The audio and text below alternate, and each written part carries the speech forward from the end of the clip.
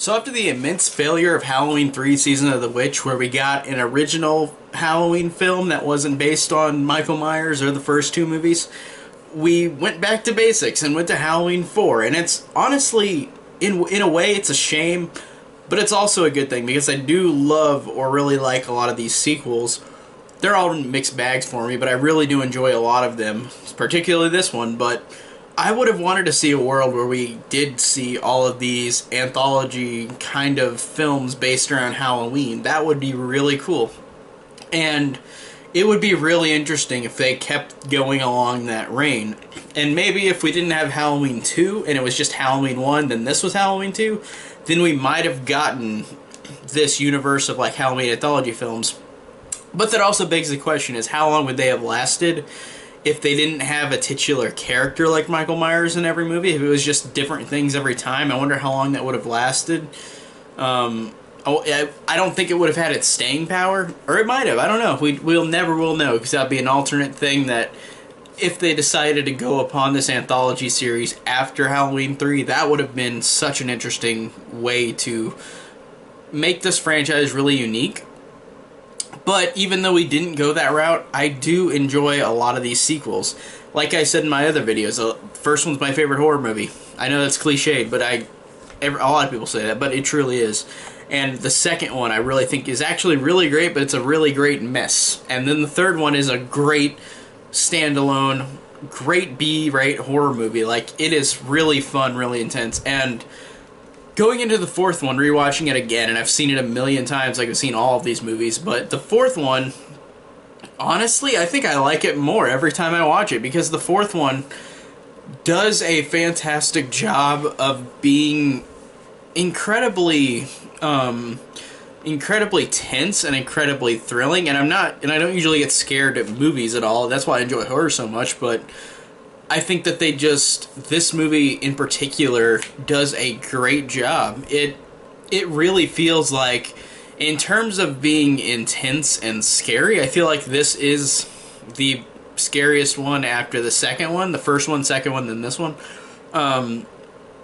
And I really think that this does, well, actually in some ways it's better than 2, because this one does have on-screen violence like 2, but it doesn't do it as much, I don't think. There are moments where it's really violent, but it doesn't stay as long as the second one did, where it did almost every kill was like ultra violent. And in this one there are ultra violent kills, and there's some kills where you don't see the violence, which is why the first one is fantastic, but this one does an interesting job of that. But so even though this one is a mixed bag like all the other sequels are to me in particular, it still holds up as being one of the most intense and scariest ones.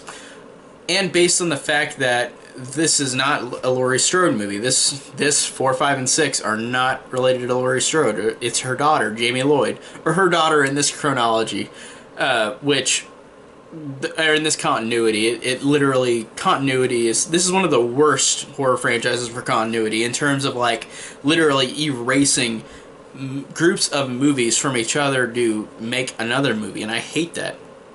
You could have kept these in continuity with H2O, but you didn't. And the new one, I totally understand why they are erasing every film after the first one, because there are so many fucking ways of having this continuity be so, it's such a mess that like nothing could save this continuity. What would you do, a sequel after Resurrection to that, even though in Resurrection, like, Laurie Strode's gone after that? So Halloween, the new one, I'm not as disappointed as I was saying H2O whenever H2O did it, but back to this movie, back to Halloween 4. I really think that this one, like I said, just does a great job of scares. The opening of the movie is one of the coolest openings in the whole franchise. These opening credits, where the first 3 movies were the pumpkin, in some way or shape, like the first 2 are the pumpkin zooming in on the camera with the pumpkin in the opening credits. And then the third one is the digital pumpkin. In this one, it's just outside in this rural area with Halloween imagery, and it is actually really effective because there's no sound. It's just the sound of wind. And that makes this movie, I feel like starting out, it makes it drip with atmosphere, like in a way that a lot of the other sequels pale in comparison to, and can't, and never made as great of a sense of atmosphere like this one. I mean, the sixth one does it too, but there's a lot of these afterward, like H2O or 5, that really don't have that much atmosphere. It's just a horror movie. It doesn't give much atmosphere, and this one has some of the best.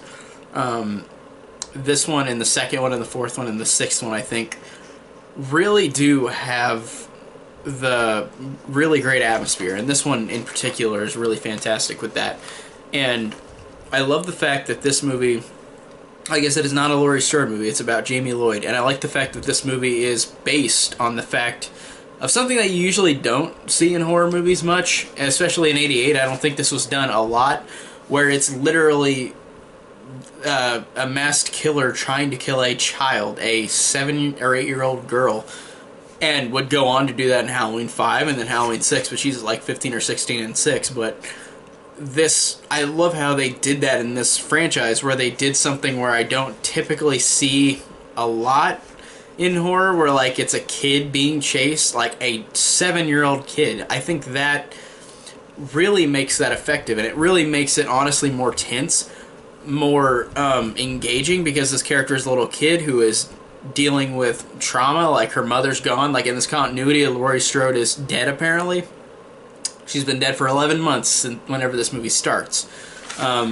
So Jamie Lloyd is the main character of this, who Danielle Harris plays. And Danielle Harris is great in all of these movies. I love her so much. I think that she got fucked over so many times in these movies that it's a shame that the studios are so terrible with like how they treat these movies like they are a product. And to be fair, they are a product, but they really don't care about people like involved. Like it, especially Danielle Harris, she really got the short end of the stick a lot of the times. It really, like, especially with Halloween 6, like that's one of the biggest insults for her. But Danielle Harris in these first two movies is really, really good. She is so believable as this little girl who is traumatized by Michael trying to get her with her mother gone and dead. It really works in this movie with her. She's really great. And I like the fact that, going back to the opening, I like how Dwight H. Little, who directed this movie, did a fantastic job. He originally envisioned the opening of this movie to have a scene filmed, like for the end of Halloween 2, where it shows the explosion in the hospital and Loomis flies out, which would have been an awesome opening too. That would have bridged the gap with this one more, even though it is connected. They still talk about the first two movies and Laurie Strode and like the hospital explosion, but it would have been cool to see that scene like being made. It was never even like filmed. It was just like a thought. Like Dwight H. Little wanted to have an epic scene of Loomis flying out of the hospital from the explosion, so you know he's alive. So it makes it more obvious, because in the Halloween 2 you don't see him, and it's implied in Halloween 2 that Michael and Loomis are dead. So they technically shouldn't even be alive for this movie. But John Carpenter and Deborah Hill said, Halloween 2, the end, Loomis and Michael are dead. They are gone. There's no way they're coming back. But then they come back in this movie, of course, because of course it's a franchise. Of course it's a money maker. But I would have liked to see that opening. That would have been really cool. And I liked how you get taken to Ridgemont, this hospital where Michael is, and Michael's been comatose for 10 years since Halloween 1 and 2. After the hospital explosion, he's just been wrapped in bandages. And these two people come in that are going to take him and transfer him, like the first one where he's going to be transferred. Of course, it goes wrong there, but I like them going in and talking to this guy, and this guy is like running security there, and he tells them the story of Michael Myers, and it's cool because it makes it seem like you don't have to watch the other movies, even though of course I would if I watch them together. But I like how the opening with that character talking to these people that are going to take Michael away, when they go into the hospital, like, he explains the whole backstory of Halloween 1 and 2. So if you didn't want to see them, and if you just wanted to watch this one, you can, because it does a great job of explaining that this guy, like, I'm so ready for him to get out of here. Like, he killed 16 people, maybe more, trying to get to his sister on Halloween 10 years ago. And I really liked that that dialogue just gave us everything we needed from the first two. Like, it didn't, like, but like I said, like, I of course will watch all of them together, but if I wanted to watch this one and if I watched it first without seeing any of the others, it would have made sense, logical sense, like what happened. Like, they explain it in a few lines, but it works. I really liked that, and I liked how whenever he gets transferred is the first time that the Halloween theme plays, so you know the danger's coming. It didn't play during the opening credits, which was just, again, like sounds of wind, which was haunting and really incredible imagery in that opening. But so of course Michael is getting transferred, and while he's in there, the two people are saying, does he have any family? And the guy says, oh, he's just got a niece living in Haddonfield, in the town he grew up in. And then, of course, right when that happens, Michael wakes up, bashes this guy onto the door of this ambulance that they're moving, or whatever vehicle they're moving. He slams his head onto it, and then he puts his thumb right into the guy's head, which is a really cool, like, visual effects scene. Like, the effects that they did were really good in this. Like, they still hold up. They're really effective, especially one kill towards the end that I'll talk about. But the thumb thing was kind of cool. So Michael, of course, wakes up after Jamie is, like, he realizes that he's got a niece. So his job is not yet over. He's got to kill her. And then it cuts to Jamie, where she's up at, like, 4 in the morning, looking out into the rain, and then she sees an ambulance, or whatever truck they're driving. And Rachel comes down, the Rachel character is introduced, and she says, like, this is like the third night in a row, what are you doing? Why are you staying up again? And then, while they're talking, Jamie is looking outside of the vehicle. Then they're talking, and then she looks back and the vehicle's gone. And I wonder if that's a precursor to 5, in which they are connected in like a telepathic way. I wonder if that connects to 5, because she didn't see that ambulance. It wasn't actually there. It didn't actually stop past her, because it was going the opposite direction, like to get to Haddonfield. Like, so I don't think that that was actually there. Jamie just imagined that in her mind, and I think that is really cool, because it makes this character, like, it gives a cool hint to 5, and it makes this character like I like that she foresees a couple things in this movie, even though it's not like 5, but she does foresee, like, oh, that ambulance means something. And I liked how then we get the explanation with Rachel and her talking, and she's like, Jamie says, like, I miss my mom, and and then Rachel says something along the lines of, oh, it's been a while, like, since she's been gone, and then Jamie just says, it's been 11 months. So it's been 11 months since Laurie Strode died. So in this continuity, I guess it's like she had Jamie for like six years or so before she died, and it doesn't explain how she died in this movie.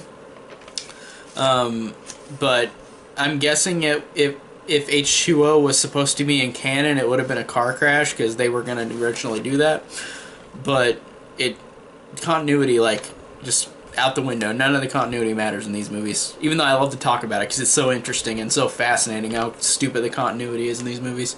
But I liked how now Jamie is living with the Carruthers, and she's living with a girl named Rachel, who is like Laurie's age. So she is the kind of Laurie takeover in this movie, even though Jamie is the main character, like definitively like the main character. But I really liked Rachel a lot. But of course after that scene, Jamie goes to her room, and then I like the fact that she sees Michael again. Like, she has a nightmare that, like, Michael's there, and, like, it's really well done. The way that Michael is hiding in the shadows, the way that the thunder and lightning flash, and then you see Michael in the mirror just staring, and then it just goes black, light, you see him, black, white. That's really a great scene where, like, he's just in the room with her, even though it's a nightmare, but that's really good. And the way that Jamie gets pulled under the bed and freaks out and screaming, and then she gets away, and then she opens the door, and then Michael's there with a knife, and then tries to get her, but then of course you realize that it's a dream, and the mom and the dad of the Carruthers, they go in there and try to help her out, but she's crying in the closet with a box of memory pictures that she has, like of her mother, which is a stupid-ass picture of Jamie Lee Curtis, just so you know. Why would they have the picture of freaking Jamie Lee Curtis waiting at the corner from Halloween 1? Nobody would have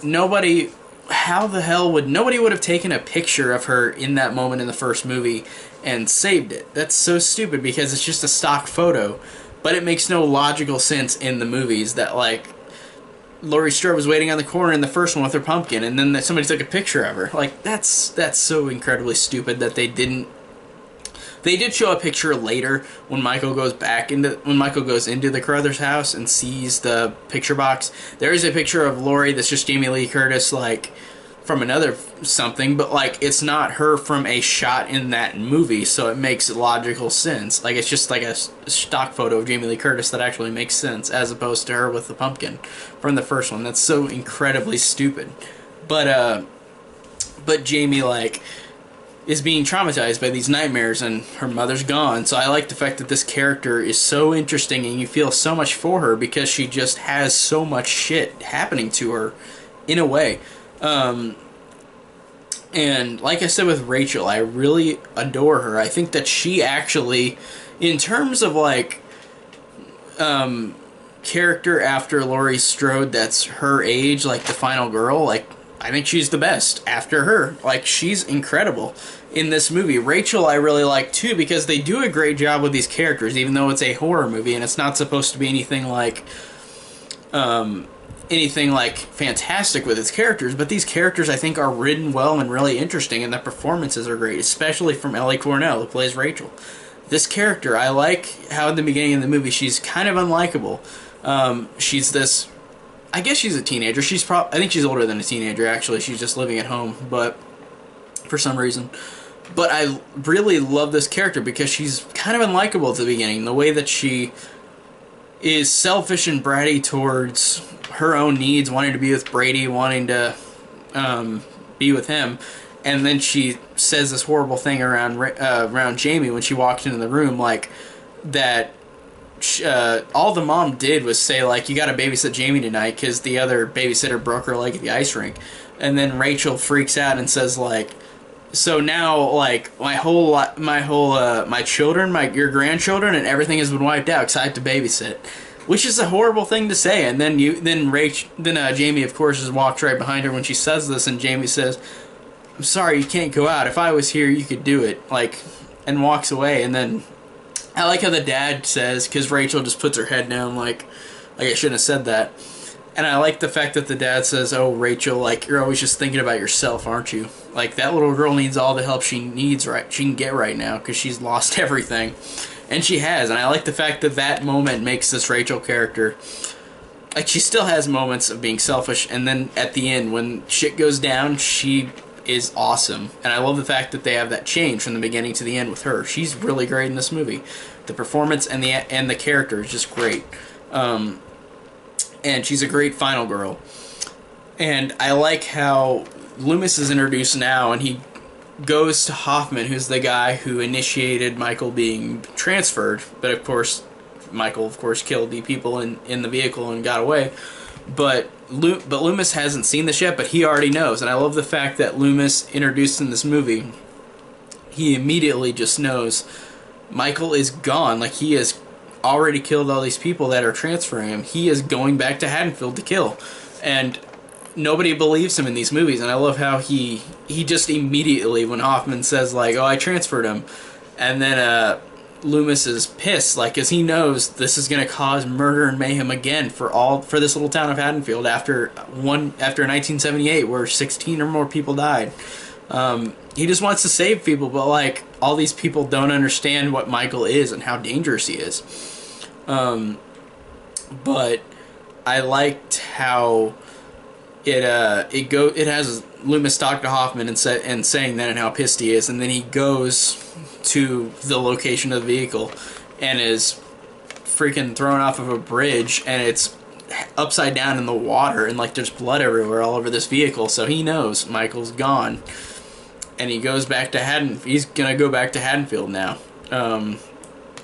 And he just knows he's gonna go recreate the night again. I think that is cool with this Loomis character, because he is the badass character in these first, excluding 3, these first 6 movies, where he is going in to try to save everybody, because he knows the imminent danger that is going to happen. And it works so great in this, like it did in the first 2 movies.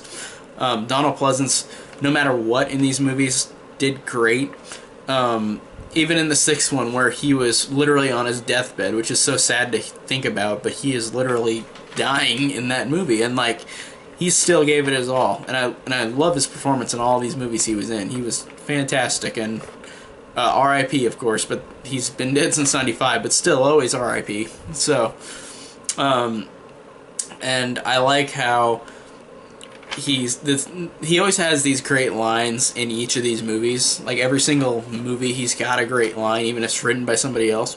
The line in this movie I love is he says, "You're talking about him as if he was a human being. That part of him died years ago."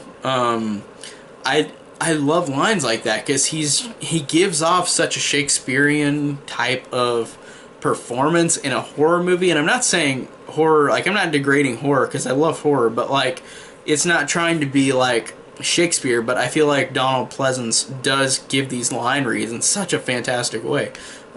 So interesting in how he, no matter what movie he's in Halloween, he's still great in all of them.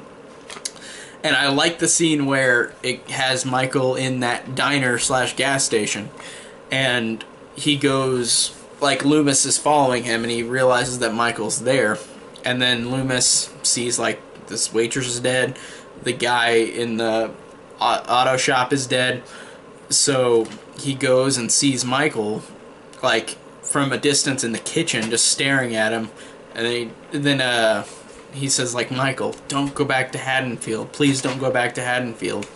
And then he just decides, like, he's going to anyway, so he just says, "God damn you," and he shoots at him. And then, of course, you turn back to where Michael was standing, and he's gone. And I love when they do that in these movies, where Michael's just there, and then he disappears. He's incredibly sneaky, and I love that. I love that in these moments in the movies.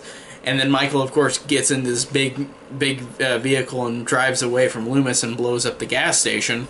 But I like how it sets it up to where Loomis is already after him, and now Jamie, who is this character who lost everything, lost her family. She's with another family. She's got a killer uncle, and she knows she has a killer uncle. And then she has dreams or nightmares about him. Like, I love how this character, like I said, it builds up great.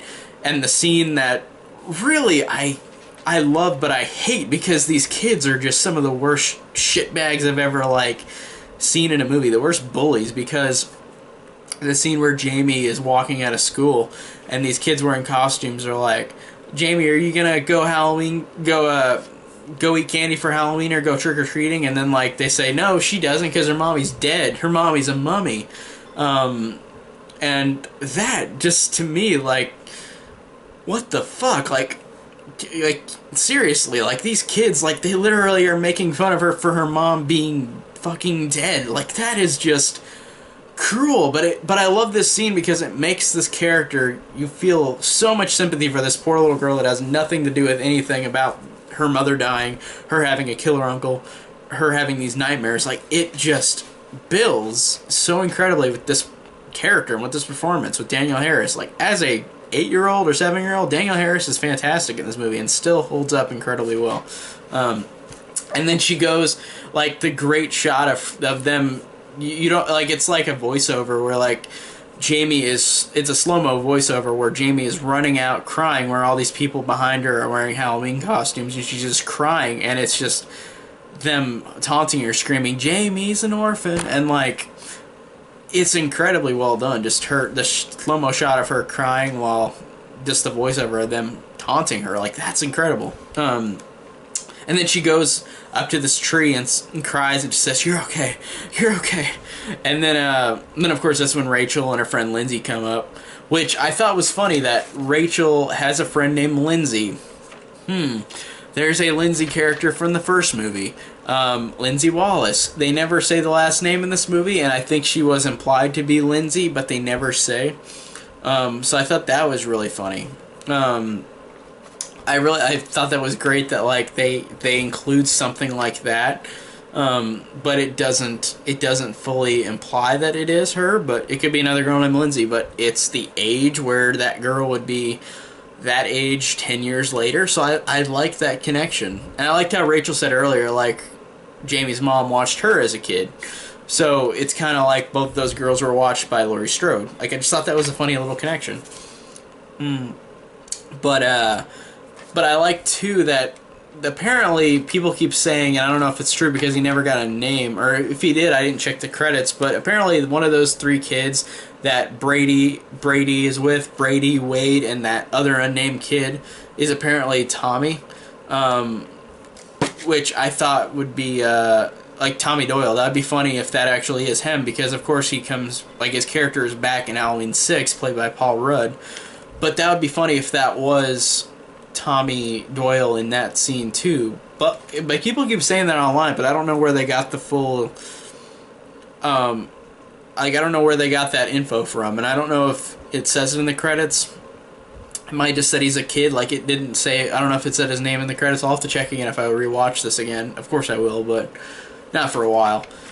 But I liked how that kid could be Tommy Doyle, so it's like Tommy and Lindsay are in this movie in a way. That's a pretty cool connection to the first one, even though it's subtle. That's really cool. But of course that scene with Grady and Wade and maybe Tommy, that scene is really funny where Wade's trying to go up to Kelly Meeker, and of course everybody's fawning over her, and he goes up to her, and her reaction is just, "Fuck off, Wade," and then he just gives a look like, and then like he goes back, and that's a great line. Like, I love that line. It just cracks me up. And I liked how that connects to them going to the discount mart where Rachel and Jamie go there, and like Lindsay, I guess, drops them off because Lindsay isn't in the movie after this. But they go to the discount mart, and you see like the shot of them going in, and like, of course, there's that vehicle that Michael's driving. It's just outside, so Michael's in the discount store somewhere. Which I wonder how he got away with that. He's wearing bandages. Did people not question him walking into this store? Maybe he went through the back door. I don't know, but of course, Jamie and Rachel go in, and Rachel and Grady have that talk about how like Rachel's trying to like change babysitting, or she's got to babysit Jamie, so she's trying to change the date around, and they argue, and it's dumb. But then Jamie goes on her own and looks at costumes, and she runs into a clown costume, which is another cool way of connecting this to Michael Myers, because this movie at the end, of course, if you know what the ending is, it's a cool way of connecting Michael Myers as a kid to Jamie, who is close to the same age as Michael Myers when he killed his sister, Judith. And I think that is really a cool connection, and it's a really cool way to bridge the gap between these two movies, between the first one and the fourth one. And I liked how she finds the clown costume, puts it up to her, and then she sees in the mirror like young Michael with a bloody knife. Then she turns around, and then Michael's there. He puts on the mask he found at the discount mart, and she screams. Which, why was his mask just at the discount mart? It's just like how in Halloween 2, like Ben Tramer had a Michael Myers like mask on and wore it before he died. Like, where did they get these masks from? They like, I guess that's just an angle. That's just a thing. Those masks, but in this universe, I guess, in some continuity of this universe, it's like that mask exists. So it's not, it's just one mask that he took, Michael Myers wore, but it's a thing, I guess, which is interesting. But of course, like, Rachel freaks out 'cause she hears her scream, runs down to get her, and then Jamie said, "It was the Nightmare Man. He's coming to get me, Rachel." And I like the fact that Rachel kind of, like, she feels sad for her, but she doesn't really think much of it. Like she's a little kid, she's having nightmares, and it's probably what you would think with a little kid is like, it's not anything real, it's not anything that's going to happen, but of course in this movie it does. But But I liked how she called him the Nightmare Man. I just thought that was cool. It's just like how in Halloween 6, Danny calls him the Voice Man, and then in most of the movies they call him the Boogeyman. Like, I like how he's got a lot of different names, and those names are all cool, I think, for a way to interpret Michael Myers, or the Shape. But, then I like how it cuts back to Loomis. And poor guy, like, some of these people in this movie are fucking terrible. Like the kids where they were screaming at Jamie, like making fun of Jamie having a dead mother. And then Loomis is trying to get to Haddonfield. He's walking there. These teenagers from Haddonfield are like, "Come on, old man, let's get in the car, let's go." And then there's cheerleaders, and then they're cheering for him, like, "Yeah, come on." And then Loomis gets up to it, and then they blow smoke at him and drive away. Like, what the fuck? Some of these people in this movie are terrible, but I like how terrible they are, if that makes sense, because it makes you feel for these characters, like Loomis too, because he's struggling with how to stop this evil, but like all these people are dicks to him. Like Hoffman just let Michael Myers transfer, even though Loomis told him not to, and then Loomis is trying to make his way there and dealing with asshole kids.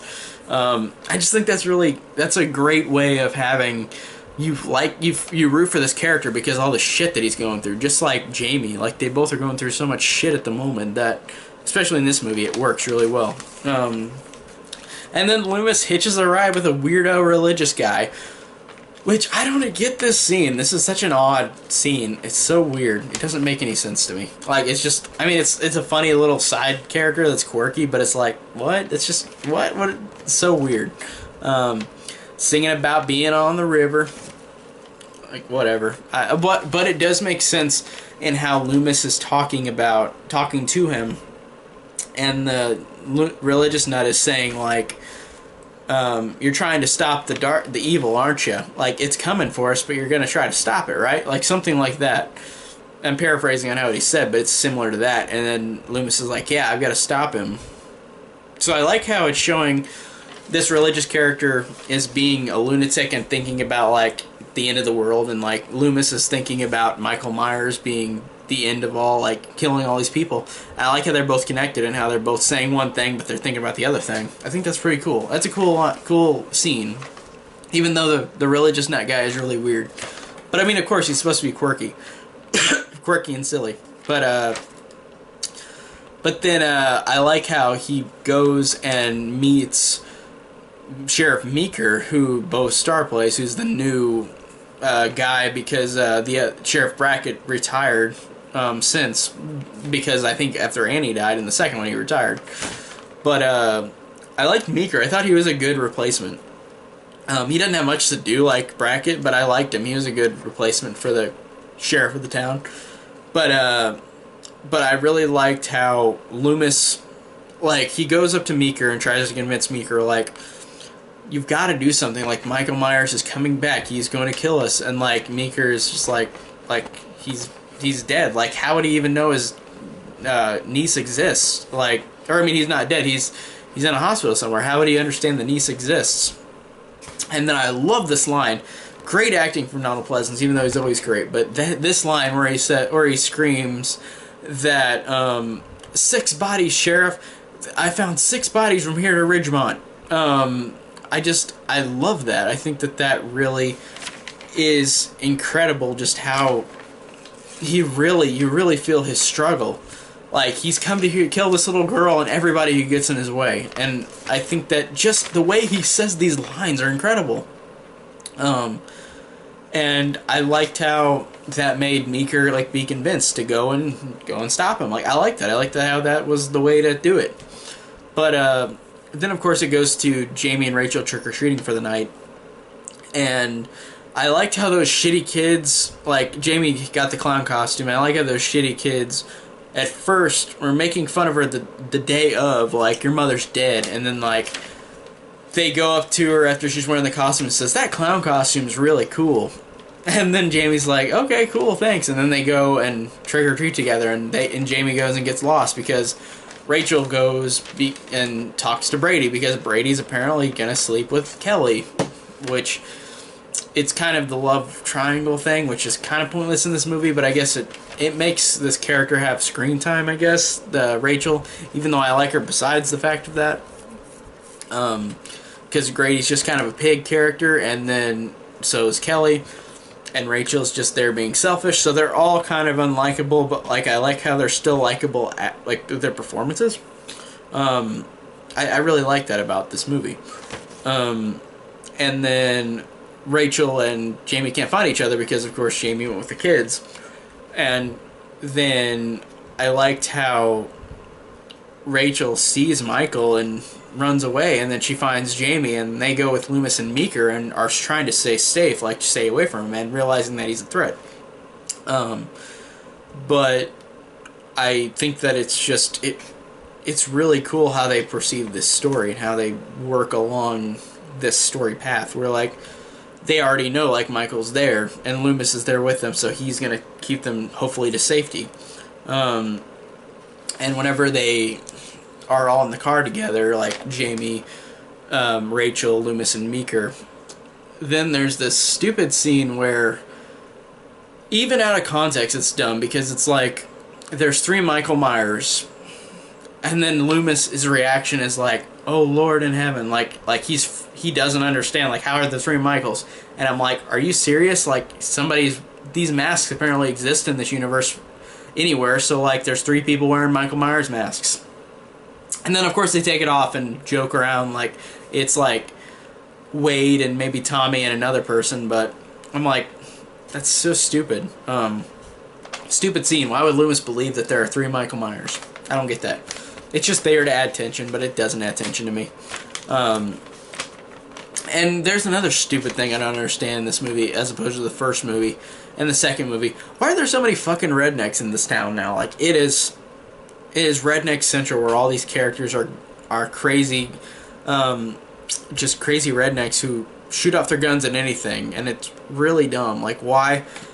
That's one of my problems with this movie, is like, what's with all the dumb rednecks? Like, they weren't in the first one. They weren't redneck characters. I mean, I'm not saying any town there isn't, but it made this feel way more redneck than the first 2.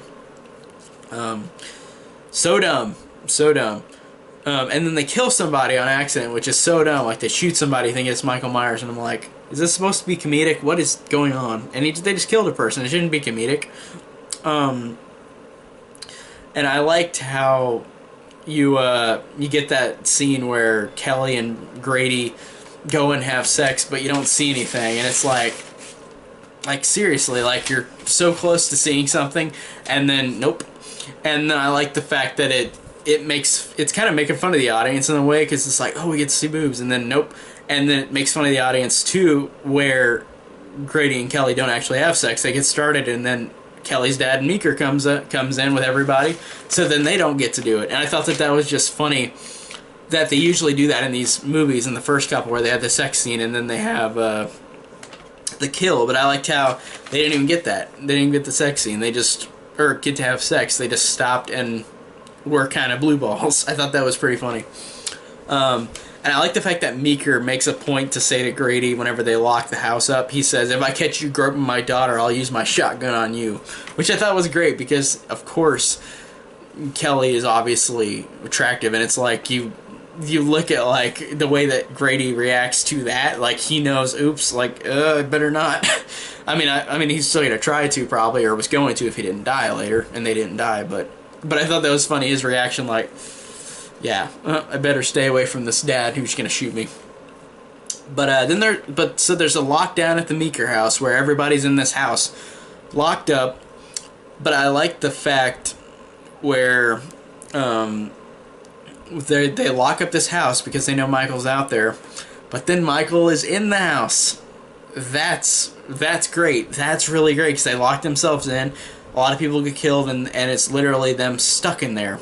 And there's some great moments before Michael appears, before you even know he's in the house, where Rachel and this other sheriff are talking, and then in the very background you see like a little smidgen of like his mask, like his white mask, and then Rachel walks away, that sheriff turns around and it's gone.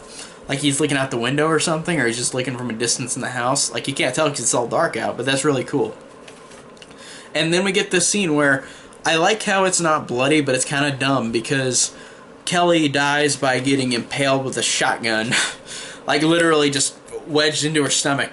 But you don't see that. You just see, like, his hands go boom, and then cuts to her up in the air like that, and it's effective, but it's not bloody or anything, and I shouldn't be complaining because I like it when it's not bloody, but it's interesting that they went that way.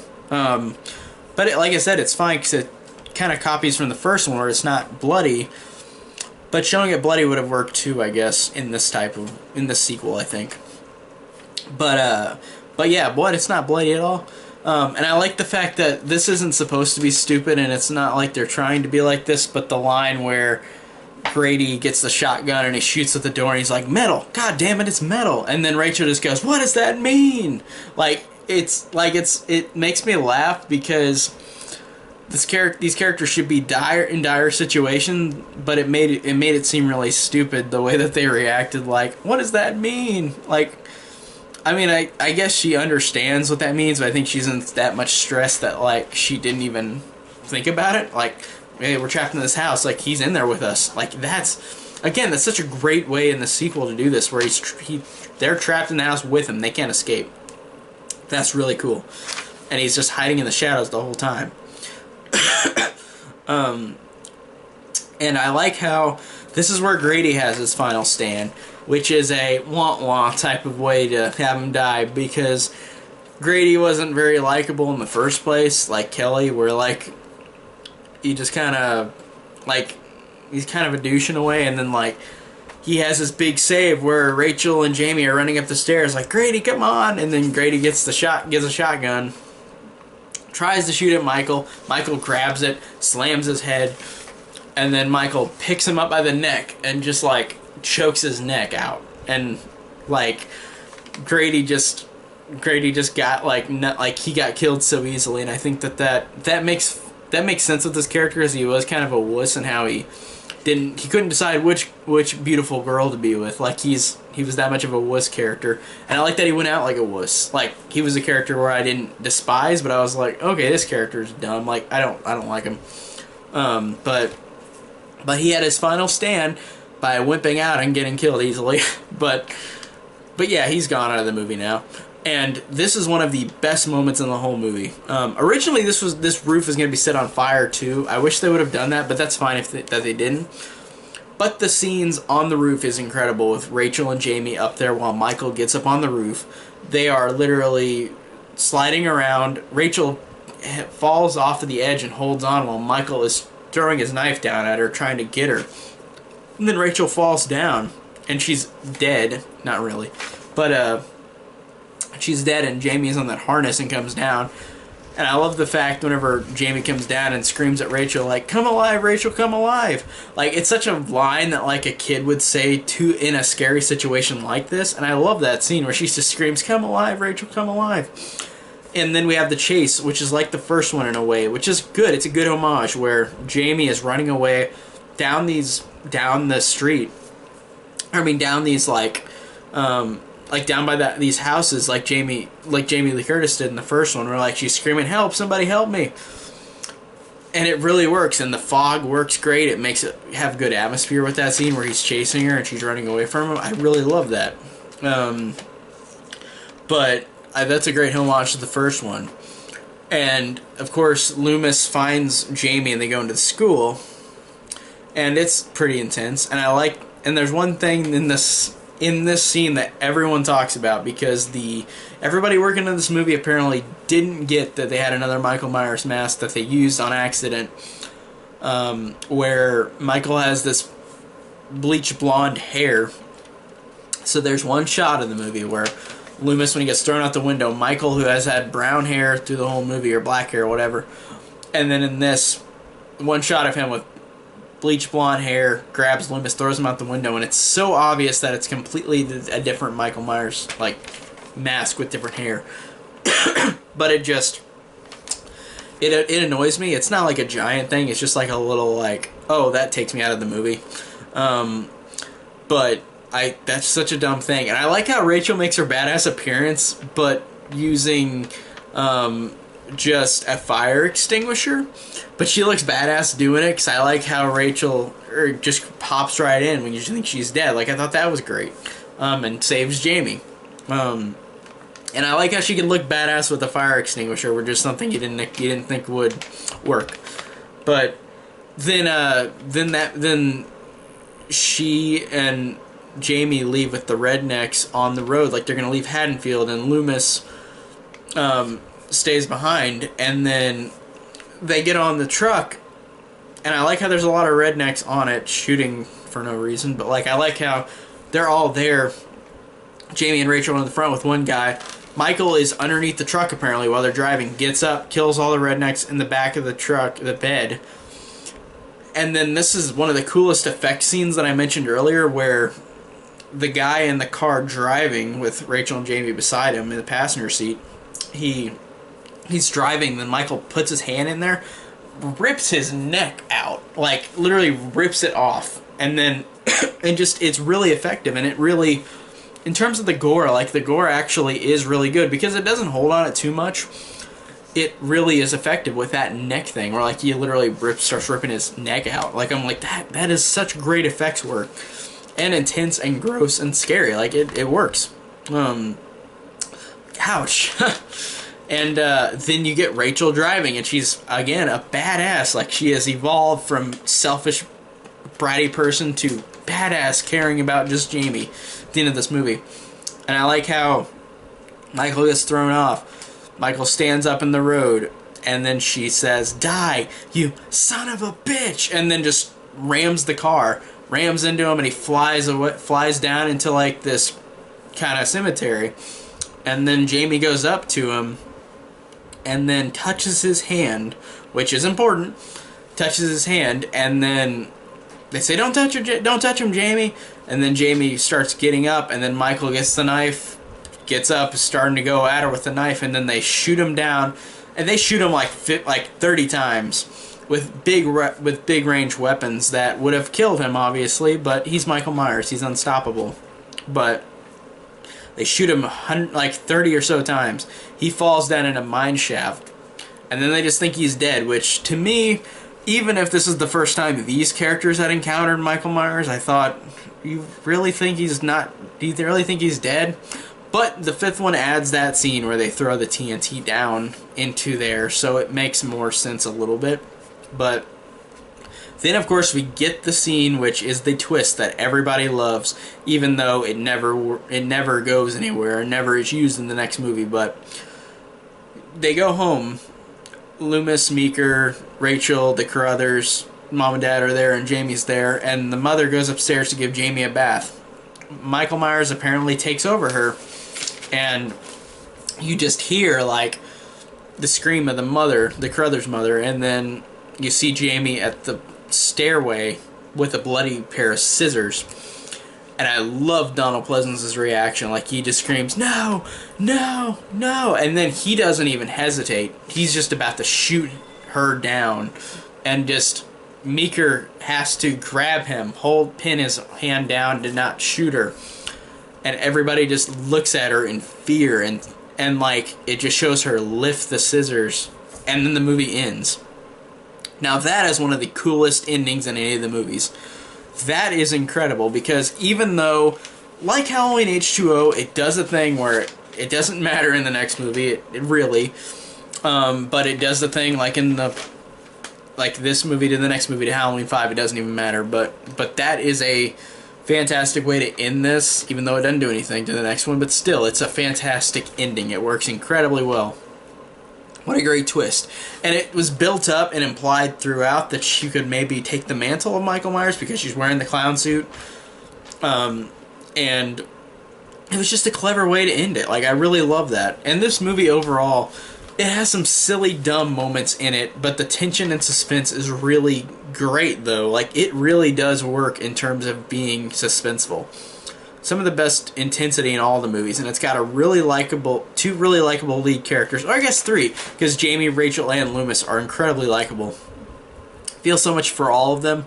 Even Rachel, who was a bratty character at the beginning, she becomes a badass who just wants to save her foster sister. And Loomis is, of course, great like usual. And this really does make it a worthy sequel. It really works just on tension and suspense and atmosphere and characters. And in terms of the sequels, this is one of the best. I don't know, it's so hard to rank these movies because the first one is obviously the best, and I think the second one I really like because it follows the first one in such a way. But I love 3, and then H2O maybe before this one just because of the ending and Jamie Lee Curtis's performance. But in this one, it still has incredible scares, so I guess this is my number 5 if I rank them. But like I said, incredible scares, incredible tension and suspense and atmosphere, and such likable characters make this a really worthy sequel. And it's definitely one of the best sequels, even though most of them are really a mixed bag. So overall, again, just every time I watch it, keeps getting better.